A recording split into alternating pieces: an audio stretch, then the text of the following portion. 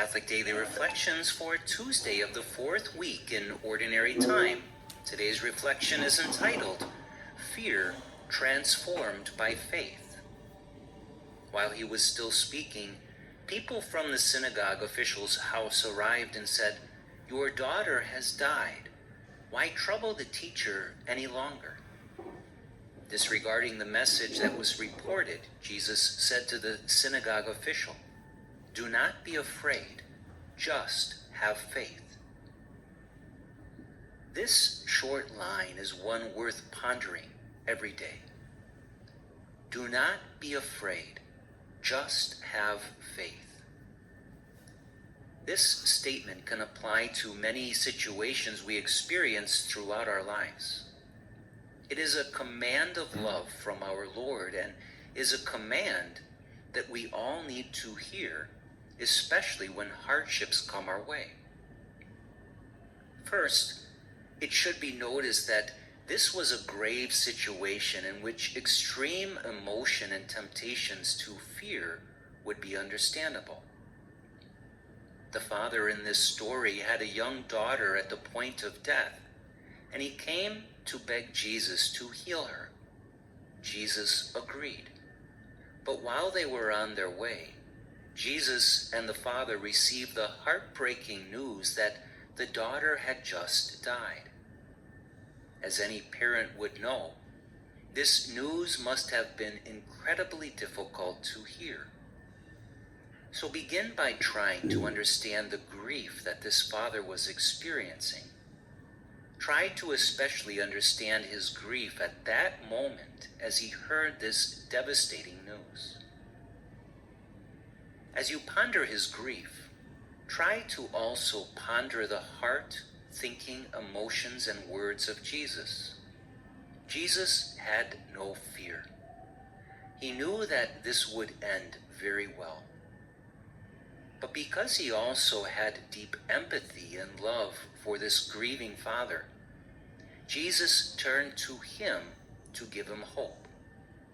Hope in the midst of a very difficult and painful experience in life is hard to come by.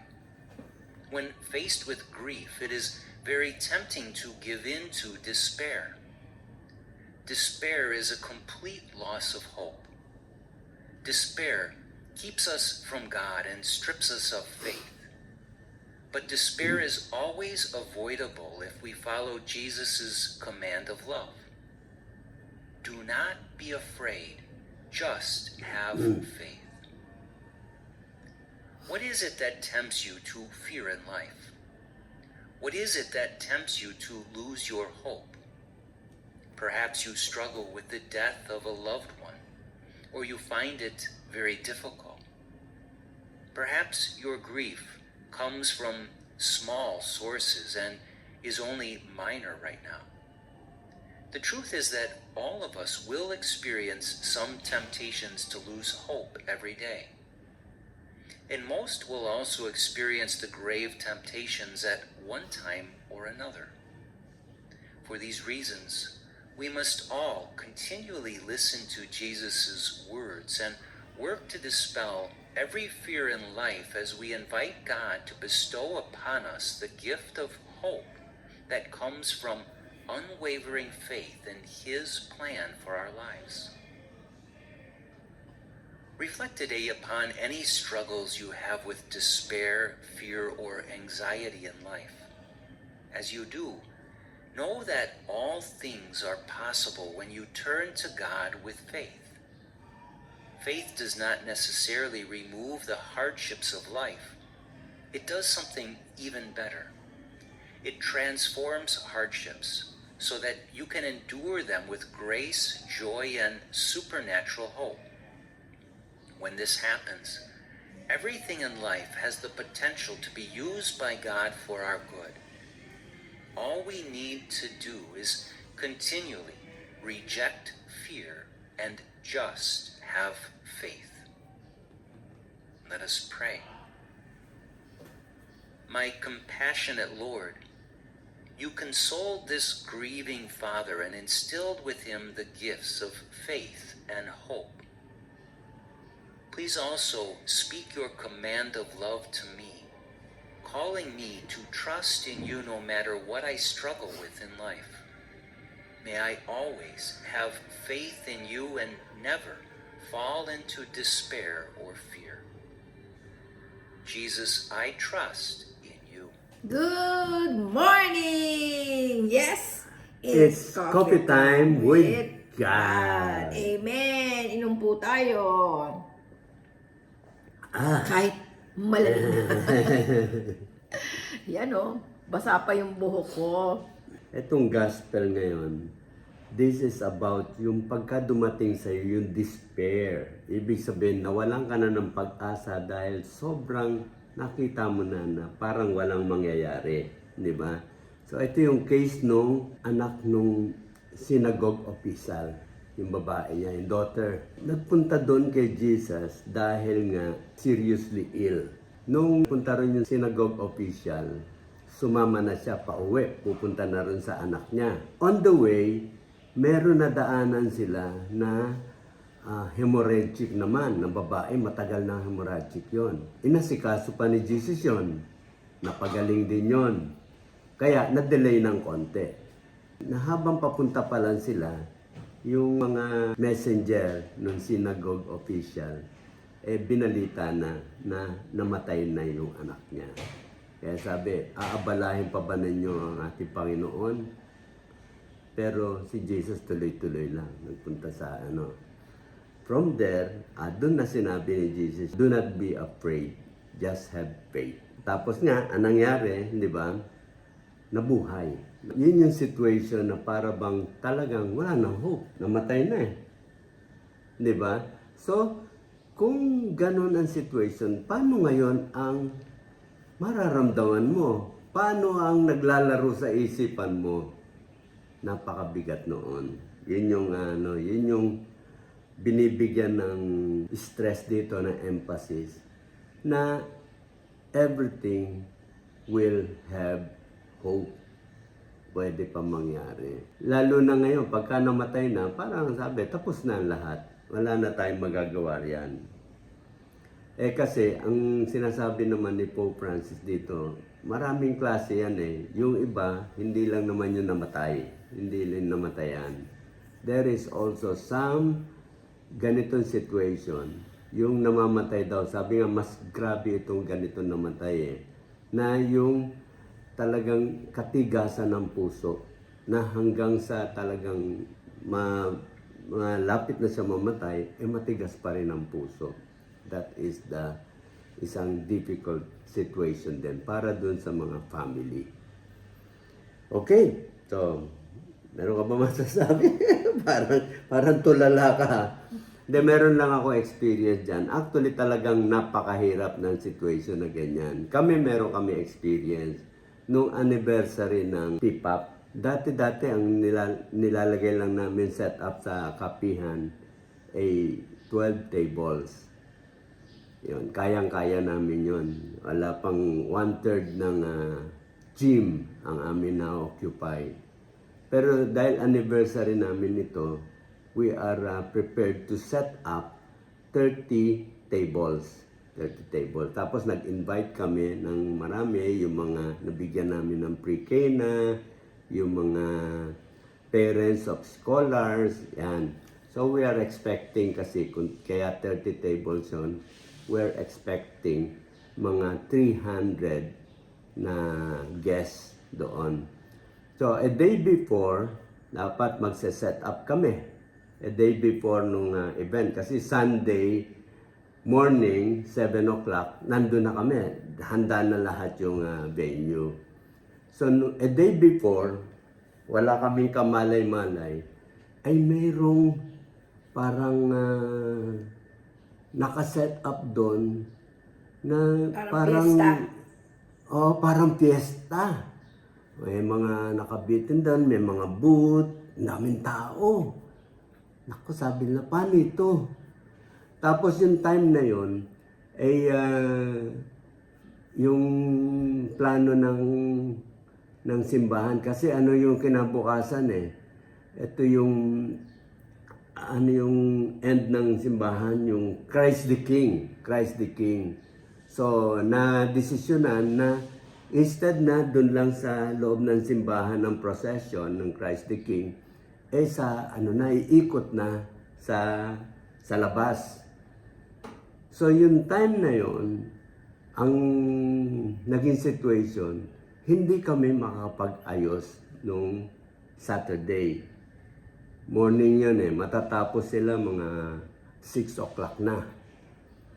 Hindi kami makapag-set up ng table dahil nagkataon, meron ding dun sa Parish Hall, meron ding reception ng kasal. So, yung mga tables na gagamitin namin, nandun din sa taas sa Parish Hall. Yung mga tao na makakatulong namin mag-set up sa gym, nasa procession. Nandun sila lahat. So, kami, na mag-set up doon, bibigay lang ng instruction kasi meron na lahat mga assignment Ano kami nandun mga 5 kami.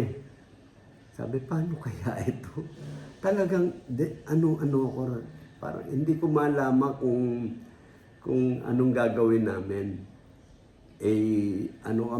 Parang pagka ganun pala, hindi na rin, parang desperado ka na, hindi ka na rin makapag-isip ng maayos. Ang parang iniisip ko na lang, bahala na kung walang mangyari bukas or we will be, tingnan namin kung ano magagawa. Pero sa ngayon, ang setup mangyayari talagang the following day na yung tables na kukunin pa sa itaas, papunta sa gym. Pagkatapos yung mga tao, I don't know kung magdadatingan yun dapat nun magdatingan sila para matapos namin 5 a.m. Naku, talagang anong ko ron. Nanghihina ako nung time na yun. Hindi ako makapag-isip. Ikaw ba, ano nararamdaman mo nung time na yun? Hindi ako apektado. Bati naman.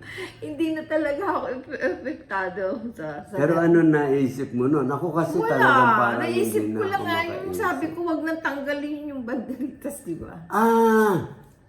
Naging maganda nga Meron siyang dahil nakita niya, yung setup na yan, kasi pagkatapos nung, kailangan i-clear nung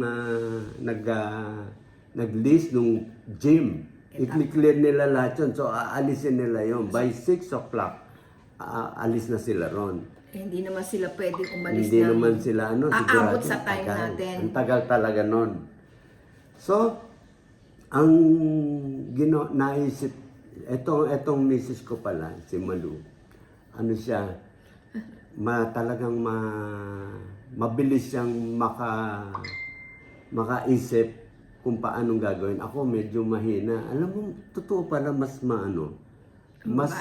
ang babae mas matatag talaga sila. Ako talaga hindi na ako nakakaisip. Siya, ting! Meron, ang ganda-ganda ng dekorasyon. Di ba? Pagkatapos, ang nakaset up, there are yung mga booth. Kung pwede nga, nandun pa rin yung mga booth na yun Pero hinayaan na namin, maalis nila yung booth. Ang naiwan doon, yung mga banderitas, yung dekorasyon sa side ng gym. Tapos meron pa silang yung parang sala, set up. Yun yung nagamit namin yung banderitas, yun sa stage, hindi na kami mapaglagay. Binaliktad na lang namin yung tarpaulin para matakpan yung original na design doon. Pagkatapos yung sala, ginawa natin photo booth. Di ba? Yung sala set doon. Ang meron pa yung sila Mary Ann, maaga sila nandun. Napapasyal sila, di ba parang sabi mo negative nga na may kinasal. Yung pala, yung dekorasyon ng pangkasal, nagamit namin. Nalagyan namin ngayon yung mga tables namin mga center tables, center nalagyan table. natin ng mga flowers doon. So talagang na-realize natin na si Lord, hindi talaga kami pinabayaan kasi alam niya na may procession. Alam ni Lord yun, na may procession. Alam niya na hindi kami matutulungan, wala kaming magagawa. Kaya na-prepare na yung venue. Meron ng decoration. Tapos nung time na yon, marami naglalaro sa gym, yung mga bata. Mga bata yun, hindi youth mga siguro mga 9 years old ganon. 12. Nako, nung meron kaming nakuha na namin yung bread. Marami yung bread namin. Sabi namin, sige tulungan nyo kaming ikalat sa gym yung tables na nandun. 20 pa lang yun kasi yung 10 kukunin natin sa taas. Kinalat nila, ang bilis. Dami mga bata parang mga sila, parang mga langgam kung tingnan mo. Ang liit, sa isang table, 4, 5 sila na bumubuhat doon. Patapos yung silya, wala rin. Yung pantulak, wala rin doon. Yung tawag doon. Tapos, kinuha ng mga bata rin. Ang bilis nila. Tapos nila, binigyan namin silang tigigisang loaf ng American bread. Tasty. Tuwa-tuwa naman sila. Sinasabi ko lang, minsan, yung aking pagkakadesperado, we really need to trust in God. Kasi si God kaya naman niyang gawin yun And that is an important event, yung Paris Pastoral Accompaniment Program. And then meron pa kami ilo-launch ng isang programa rin ng simbahan para dun sa mga post-K na para ma-accompany natin yung mga bagong kasal. So these are important events. Journey after marriage. Oo, journey after marriage. So, dito, na-experience ko yung parang nga sabi ni Jesus, don't fear. Just have faith. Kasi nga, sabi, etong asawa ko, pagka ako talagang, hindi siya masyadong nakapag-isip pa nga siya kung na mas maganda ang mangyayari. Anong umaga, tuwan-tuwa yung mga tao na dumarating. Wow, talagang parang fiesta. Sa photo booth, parang sala set na nandun. Ang saya-saya. Ang saya-saya na nangyari. And I believe in this na in the time of talagang parang sobrang despair, wala ka nang magagawa but to look up to God, kay Jesus. And He will do something. Kayang-kaya niya yun. Totoo po yan. Kaya, sabi nga dito sa prayer, hindi naman sinabing, don't give me problems, don't give me anything na magiging malungkot ako. Pero ang sabi, help me. Help me, ibig sabihin, sa buhay ng tao, dumarating talaga yan. But if you have the Lord with you, makakayanan mo. Yun yung importante. Yung makakayanan mo. Bakit? Kasi, hindi din naman maganda kung wala kang mga pangyayaring ganyan. Kasi, yan yung nakakapagpalakas sa atin. Na pag may mga dumadating, nakakayanan natin. And then later on, nagiging grace yan No? Diba? Ang iniisip nga natin, saan din tayo pupunta? No? Aakyat din tayo sa langit. Para makaakyat tayo sa langit, kailangan natin ng mga ganyang sakripisyo. No? Ang galing nga ni Lord, kasi yung sakripisyo binibigay niya sa atin, kasama pa rin siya. Hindi lang tayo. No? Yung kunyari sabihin, just have faith. Ang sakripisyo lang na gagawin natin, hindi naman tayo, kunyari, wala kang pera. Di ba? Meron kang kailangan bayadan na kailangan, kasi, kunyari, tuition ng anak mo. Just have faith. Sabi nila, hindi ka naman kailangan mangutang, kung anong gagawin. Magdasal ka, mag-have faith that the Lord will provide for you. Ganun kahit sa amin, ganun nangyayari. No? Kaya sabi nga namin, Lord, hindi namin papapasukin yung anak namin dahil wala kaming pambayad. Dahil di naman kami uutang. Dahil, nakakaya naman sa utangan namin kung wala naman kaming ipapambayad. Ibig sabihin, hindi ko afford. Bakit ko pipilit? Diba? Ganon din po sa anything sa inyo po. Kung meron kayong gustong bilhin at wala naman kayong pambili, huwag niyong bilhin. Dahil hindi po yan gusto ni Lord. Pag meron, kayong pambili, okay lang. At wala naman kayong ibang dapat pang kailangang i-gastusin. And then, the Lord will really provide for you kasi alam niya, yun yung best para sa'yo. Ang tungkol naman sa akin, na sinasabi dyan na yung troubles and everything, yung mga fears, sa akin nga, every time na mag-i-exam ako sa medisina, babagsak ako laging despair yun Di ba? Bakit ngayon? Nakasurvive ako? Because it is the Lord.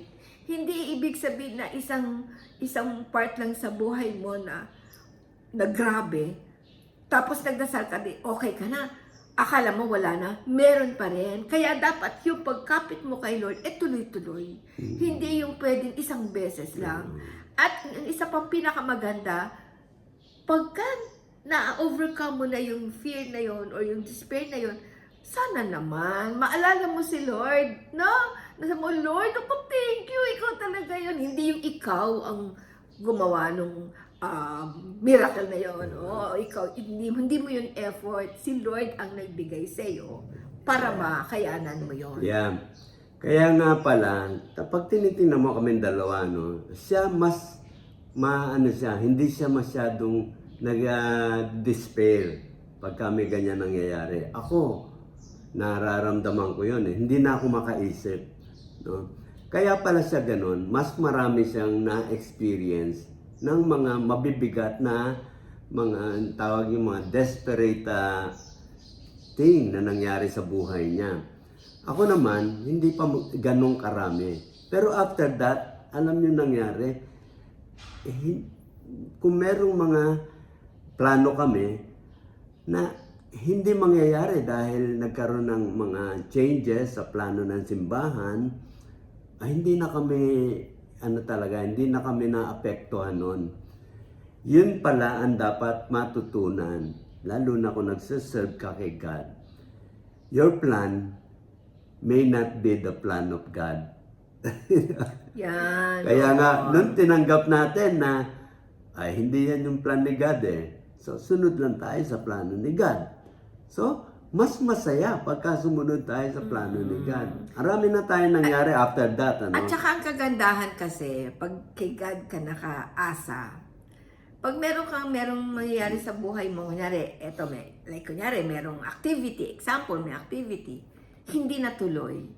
Hindi sasama ang loob mo. Kasi, sinabi mo na, Lord, ikaw bahala. So, whatever mangyari, kagustuhan ni God yon. Ba't ka ba nagsiserve? Hindi ba para kay God naman? Ba't ka maiinis o sasama loob mo? Kay God yun diba? Siyempre, pag gusto ni Lord yun, gagawa niya ng paraan para mangyari. Kung hindi nangyari, ayaw niya. O di, okay ka lang. Empleyado lang tayo ni Lord Unless na gusto mo ikaw yung maging sikat doon.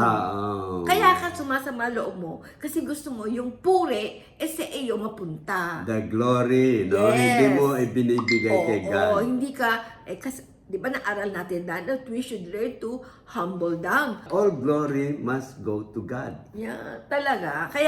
Kaya kahit ano pong problema ninyo, pag isinurrender nyo kay Lord, example, kunyari na lang, Lord, ako, di ba, sabi ko, Lord, ikaw na bahala,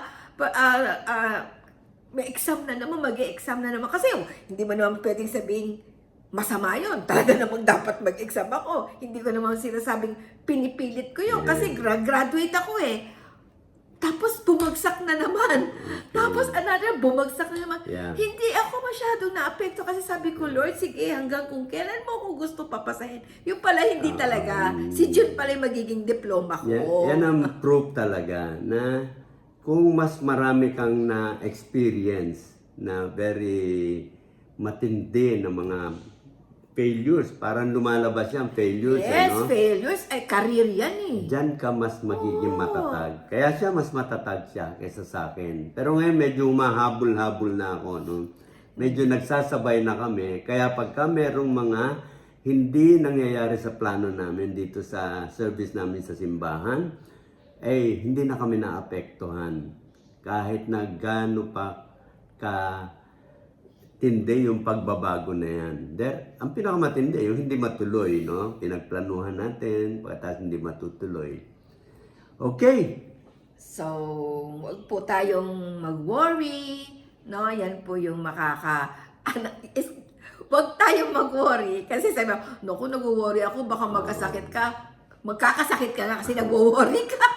Yan na lang yan na lang ang tandaan natin. Sabi, pagka you are in a desperate situation, sabi, alalahanin mo lang sinasabi ni Jesus, don't fear, just have faith. Amen! So, with that, we say good morning and always have coffee with God. God. Bye!